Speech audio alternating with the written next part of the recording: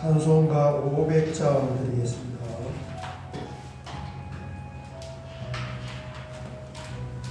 찬송가 500장입니다.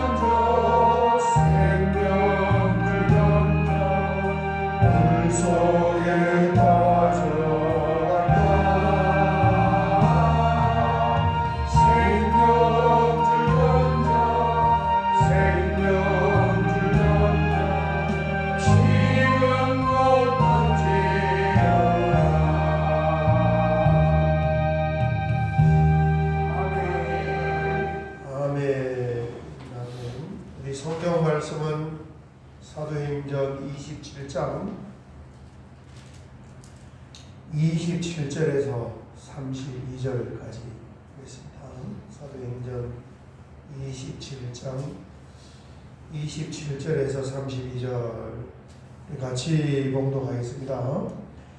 14일째 되는 날 밤에 우리가 아드리아 바다에서 이리저리 쫓겨나다가 자정쯤 되어 사공들이 어느 육지에 가까워지는 줄을 짐작하고 물을 재어보니 20길이 되고 조금 가다가 다시 재니 15길이라 암초에 걸릴까 하여 고물로 단 4철을 내리고 나이 3개를 보내니라. 사공들이 하여 이물에서 닻을 내리는 지혜로 거듭배를 바다에 내려놓거든 바울이 백부장과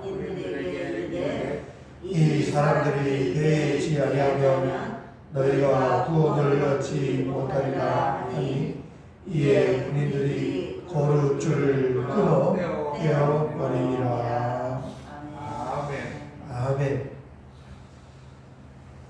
27절 이하의 말씀을 우리가 함께 보았는데 지도를 참조를 하면 좋겠습니다. 미항에서 이제 배가 출항을 하여서 폭풍우를 만나 표류를 한 거예요.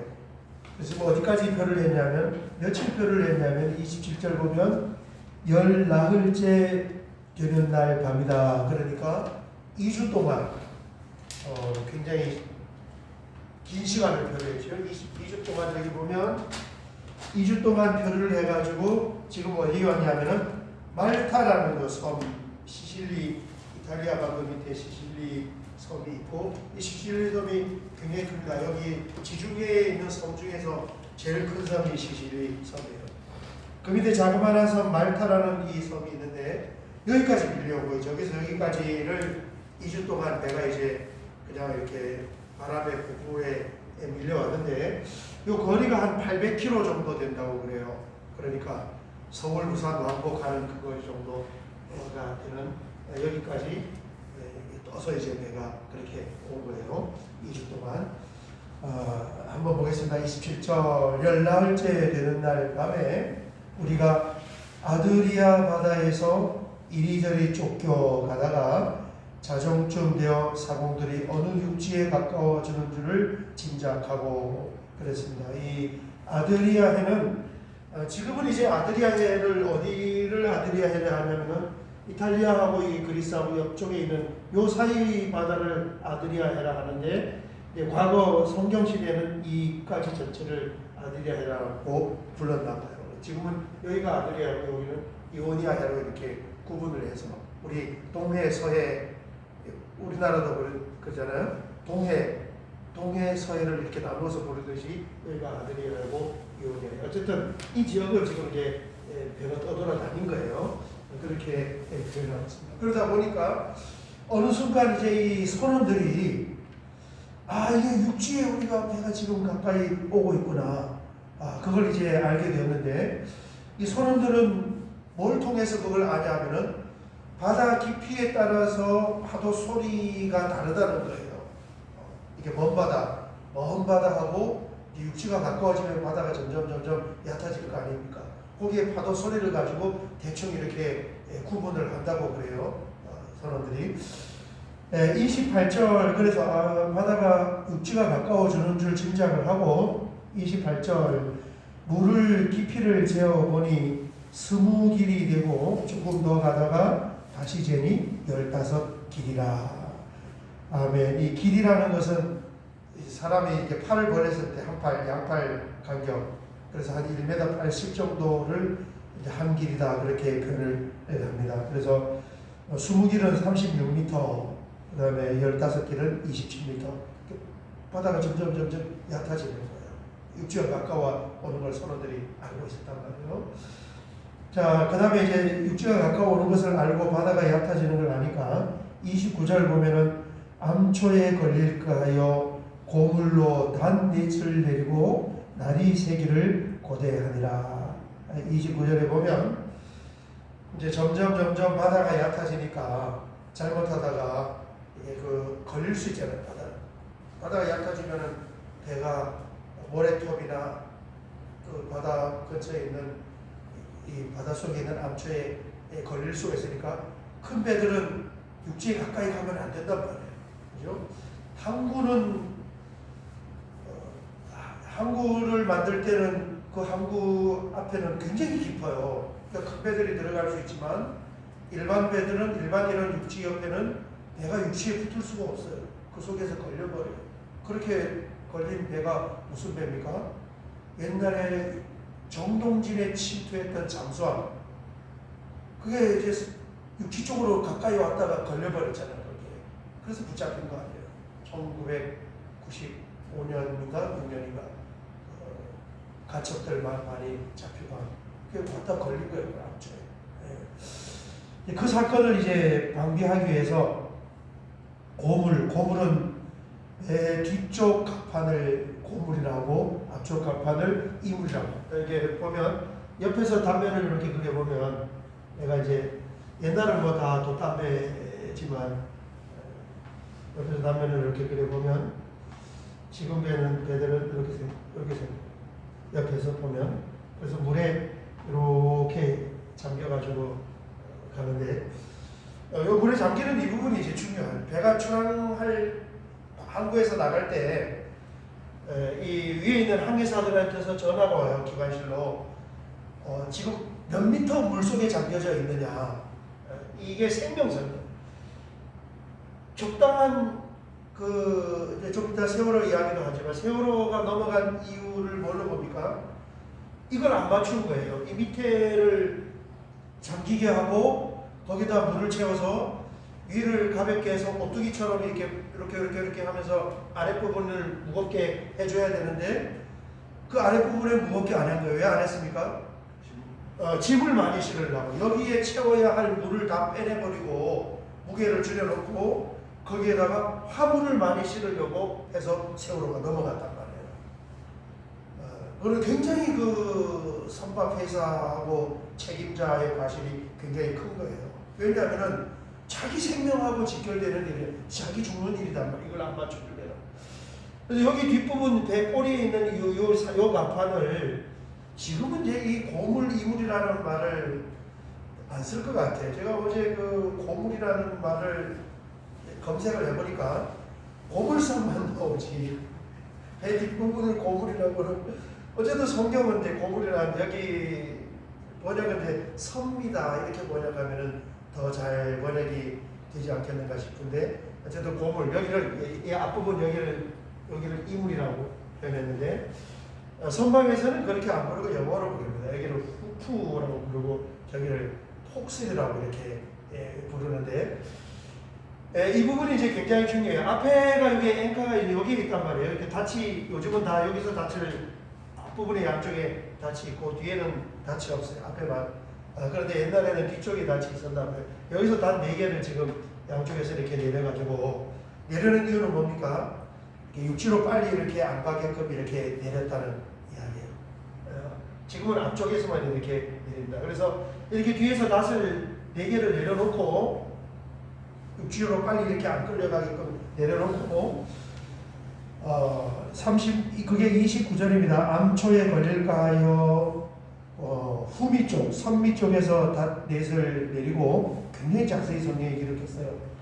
이제 날이 새기를 밤에 고대하다가 30절에 이제 무슨 사건이 일어났냐면 사공들이 도망가고자 하여 이물은 앞쪽입니다. 폭술 앞쪽 선수에서 닻을 내리는 척 하면서 뭐 했다는 거예요? 거룻배를 바다에 내려놓거늘 이 조그마한 배, 이 저여서 가서 탈출용 그 배를 지난번에 끌어다 올렸다 했잖아요. 그 배를 여기다 세워놨다가 얘를 바다에다가 내린 거예요. 왜 내렸습니까? 선원들이 뭐 하려고? 도망가려고. 자기들을 도망가려고. 야, 이게 저는 그 세월호 사건의 진실이 바로 성경 여기에 있다고 봐요. 그 이해 못할 행동들을 했단 말이에요. 세월호가 넘어갔을 때 무슨 사건이 일어났냐면은 선장하고 선원들은 다 살았어요. 한 사람도 안 죽었어요. 기관실에 있는 이 기관실 선원들까지도 비상통로를 통해서 다 나와버렸어요. 길을 나가니까 뱃속에 있는 길을 나와서 먼저 간 거예요. 그 사건을 보면서 이제 뭐 분석도 많이 하고 그 당시에 굉장히 많이 나왔는데 왜 선장하고 선원들이 먼저 갔을까? 우리 상식으로는 선장하고 선원들이 뭘 해야 됩니까? 남아서 다른 사람의 구조 활동을 해야 되잖아요. 그죠? 그런데 이상하게 배가 이렇게 넘어갔을 때 선원하고 선장들이 배를 다 떠나버렸단 말이에요. 그 사람들이 우리 상식으로 당연히 구호 조치를 하고 뭔가 이 구조 활동을 하고 남아서 해야 되는데 왜 저 사람들이 먼저 떠나갔을까? 지금 여기에 보면 그 사건, 똑같은 사건이 지금 성경에 나온 거예요. 30절 사공들이 도망하고자 하여 이물에서 닻을 내리는 채 하고 거룻배를 바다에 내려놓거늘. 31절 바울이 백부장과 군인들에게 이르되 이 사람들 선원들이 배에 있지 아니하면 당신들도 못 살게 될지 모릅니다. 이 얘기예요. 어쨌든 이 사람들을 붙잡아놔야지 여러분들이 살 수가 있지. 선원 다 떠나고 나면은 배에 있는 사람 다 죽습니다. 지금 이 얘기를 하는 거예요. 이게 세월호 진실이 성경에 있구나. 그래서 제가 나름대로 이제 생각을 해봤어요. 그때 왜 선원들이 먼저 다 세월호 넘어갔을 때 떠났는가 했는데, 이거는 이제 선원 아닌 사람은 모르는 그런 심리적인 그 일을 저는 개인적으로 그렇게 그냥 속으로 결론을 내렸는데, 그게 뭐냐면 선원들은 항상 이 죽음에 대해서 생각을 하는 거예요. 언제 죽을지 모르는 거예요. 바다에서. 그죠? 폭풍우 만나면은 나는 죽을 수도 있어. 폭풍우 만나서 배가 넘어가면은 나는 죽을 수도 있어. 늘 나는 죽을 수도 있다는 이 생각을 염두를 항상 하고 있어. 사람이 죽을 수 있는 기회가 오면은 어떻게 되겠습니까? 안 죽으려고 살려고 뭔가를 길을 찾을 거 아닙니까? 그래서 이 세월호가 옆으로 넘어갔을 때 일반 사람들은 자기들이 죽는다는 생각을 못 하는 거예요. 그냥 이렇게 구출을 받고 뭐 이게 배가 좋아지겠지 이런 생각을 하지만, 배가 옆으로 딱 넘어갔을 때 아, 이게 죽을 수 있는 순간이 왔구나를 누가 제일 먼저 생각하겠습니까? 선원들이. 평생 배를 타면서 한 번 만날 수 있는, 죽을 수 있는 위기, 그게 세월호가 넘어갔을 때 딱 온 거예요. 그랬을 때 본능적으로 선원들은 무슨 생각을 하냐면, 우리가, 선원들 전체는 우리가고 개인으로 봤을 때 내가 살 길은 빨리 여기서 나가야지 내가 살지, 거기에 있으면은 못 살 확률이 굉장히 많아요. 선원들은 일반 사람들, 승객들하고 같이 물려가면은 맨 마지막에 나와야 된단 말이에요. 같이 물려가면 못 산다는 생각을 하는 거예요. 그러니까 죽느냐 사느냐 하는 그 순간에는 자기가 살려고 나가버리는 거죠. 심리적인, 선원들만 알 수 있는 그런 심리적. 지금 이 사공들이 2주 동안 저기 표류하면서 계속 죽음에 대한 그 공포를 가지고 있어서 이제 육지가 가까이 오니까 그냥 놓고 나가버리려고. 그렇습니다. 그때 이제 사도 바울이 뭐라고 표현했냐면 31절 보면은 바울이 눈치를 챘어요. 이물에서 닻을 내리고 도망가려는 걸 눈치를 채고 백부장과 군인들에게 이르되 이 사람들이 배에 있지 아니하면, 요 선원들을 배에다 붙잡아 놓지 않으면 너희가 구원을 얻지 못하리라 하니, 이에 군인들이 거룻줄을 끊어서 그 탈출용 배를 버려버려요. 그죠? 그래서 이 승객이 살 수 있는 유일한 길은 뭐냐면은 선원들을 배에다 붙잡아 놔야 돼. 선원들은 자기가 살 수 있는 길이 뭐라, 승객들을 버리고 먼저 도망을 가야 살 수 있다고 생각합니다. 다 살려면 어떻게 해야 되겠습니까? 힘을 모아서 이제 다 같이 이렇게 탈출을 해야 되는 거죠. 그래서 백부장에게 저 사람들 도망가 버리면은 우리는 다 죽을 수도 있으니까 저 사람들을 배에다 붙잡아 놓고 같이 움직여야, 선원들이 있어야 승객이 살 수 있지, 선원들이 없으면 살 수 없습니다. 세월호가 그랬다. 선원들 다 떠나서 다 살릴 수 있는 그 위치와 기회가 있음에도 불구하고 다 죽여버렸어요. 그런 사건이 성경에 있구나 하는 걸 알 수 있는데, 어쨌든 이 바울로 인해서 지금 굉장히 많은 사람들이 타고 있어요. 이게 큰 배예요. 37절 보면은 배에 있는 우리의 수는 전부 몇 명이라고요? 276명이더라.